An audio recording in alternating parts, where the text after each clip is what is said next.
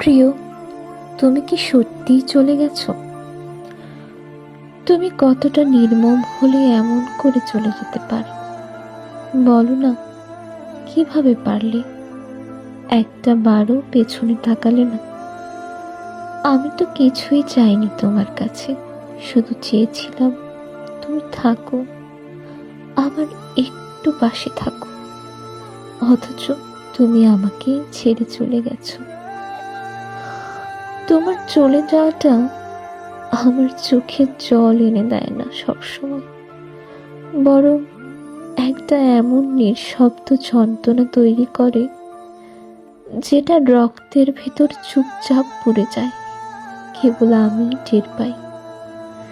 তুমি বলো, কেমন করে তুমি আমায় এত কষ্ট দিলে, আর তাও এমন ভাবে যে এখন তোমার নাম শুনলেই বুক ফেটে যেতে চায়।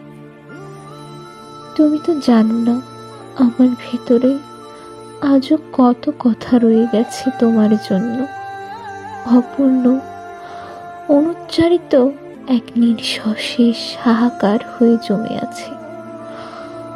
তোমার নাম ধরে কান্না পায়, অথচ তুমি শুনতে পাও না, ফোন বাজে না, স্বপ্নগুলো আজকাল মিথ্যে হয়ে গেছে।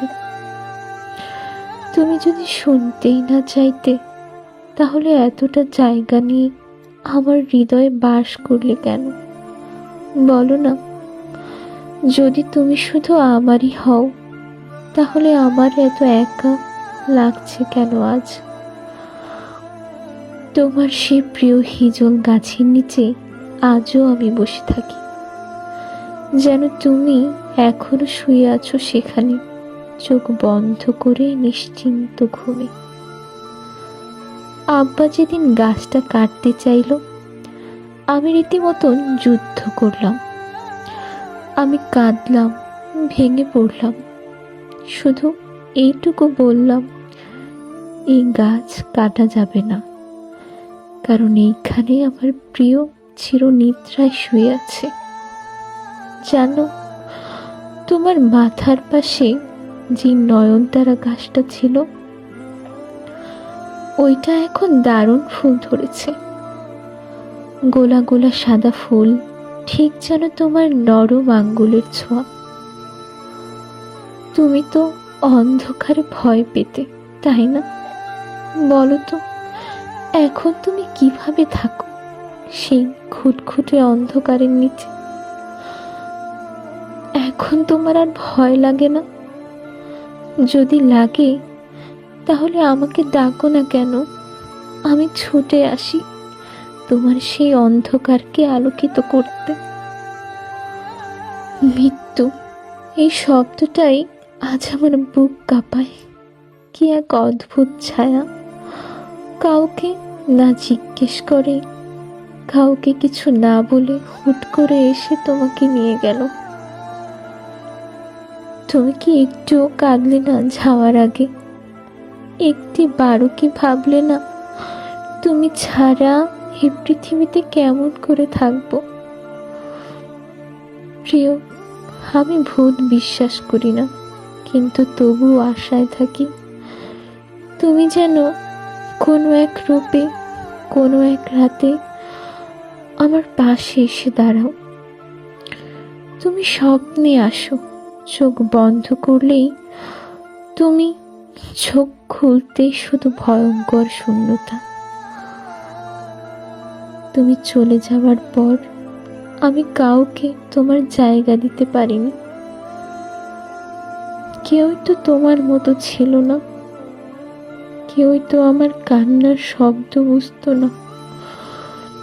সেই হিজল গাছ যেমন দাঁড়িয়ে আছে, ঠিক তেমনি আমি দাঁড়িয়ে আছি, ভেতরটা পচে যাচ্ছে, অথচ বাইরে কেউই কিছু টের পায় না।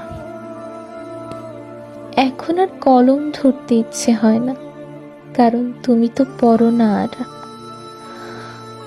এখন লেখা মানেই চোখের কোণে ভিজে যাওয়া, বুকের ভেতর তীব্র হাহাকার জেগে ওঠা।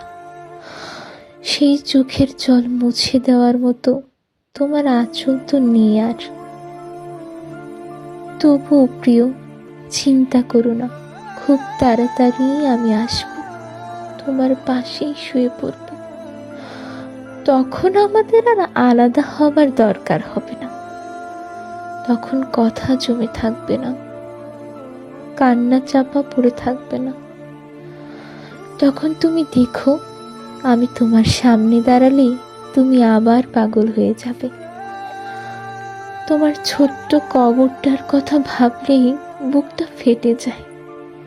তোমার মতো বিশাল হৃদয়ের মানুষটাও এমন ছোট্ট একটা মাটির নিচে শুয়ে আছে। কতটা কষ্ট হয় না জানি। আমি প্রায়ই বলি, যদি পারতাম মৃত্যুকে ঘুষ দিয়ে আমার জায়গা বদল করতাম। সবচেয়ে বড় যন্ত্রণা হলো শেষবারের মতো তোমাকে দেখতে পাইনি। তোমার চোখ, তোমার ঠোঁট, তোমার নিস্তব্ধ মুখটা আমি আর একবারও ছুঁতে পারিনি। কেবল এই হিজল গাছ জানে তোমার আর আমার সম্পর্কটা কতটা অসীম, কতটা গভীর। তুমি থাকো বা না থাকো, আমার সমস্ত অস্তিত্ব জুড়ে তুমি আছো। আমি তো তোমার অপেক্ষায় আছি, শুধু আরেকটু, তারপর আমিও চিরতরে ঘুমিয়ে পড়বো তোমার পাশে।